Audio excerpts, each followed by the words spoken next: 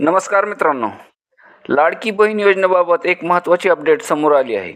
राज्याचे उपमुख्यमंत्री यांनी या योजनेचे निकष बदलणार असल्याची घोषणा केली आहे.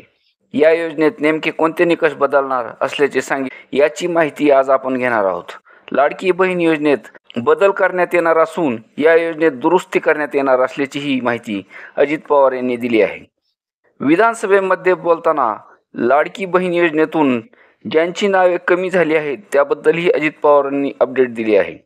ते म्हणाले की मी जेव्हा या योजनेकडे पाहतो त्यावेळी यामधून राज्याच्या अर्थव्यवस्थेला भविष्यात काय मिळणार आहे याचाही विचार करतो. 1500 रुपयाची थेट रोख रक्कम भगिनींना मिळते. महिला सक्षमीकरणासाठी एक मोठं पाऊल सरकारनं उचललं आहे. लाडकी बहीण योजनेचं अकाउंट उघडणाऱ्या बहिणीला त्यांची मुंबई बँक 10 ते 25 हजारापर्यंत कर्ज देणार आहे. याबाबत दरेकरांनी माहिती दिल्याचेही अजित पवार यांनी सांगितले आहे.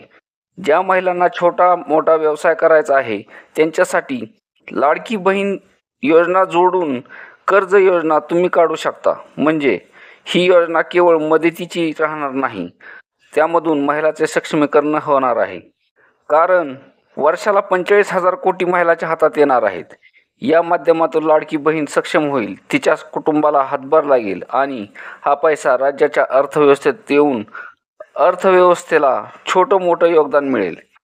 या योजनेतून आता बहिणीला 25,000चं कर्ज देण्यात येणार असून या पैशातून लाडकी बहीण एखादा छोटा मोठा व्यवसाय करू शकते.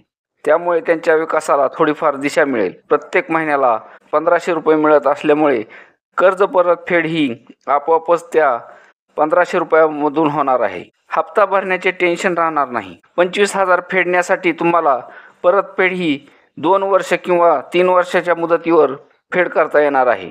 म्हणजे 1500 रुपये हप्ता जमा झाला तरी काही पैसे तुम्हाला खर्च करण्यासाठी शिल्लक राहतील आणि तुमचा छोटासा व्यवसायही चालू होईल. राज्यातील महिला या योजनेचा नक्कीच फायदा घेऊन एकदम 25,000 घेतील आणि नवीन व्यवसाय चालू करून अधिकचा नफा मिळवतील अशी अपेक्षा असली तरी 2100 रुपये हप्ता कधी देणार याबाबत अजित पवार काहीही बोललेले नाहीत. त्यामुळे 2100 रुपये मिळण्याची अजून तरी वाटच पाहावी लागणार आहे. धन्यवाद.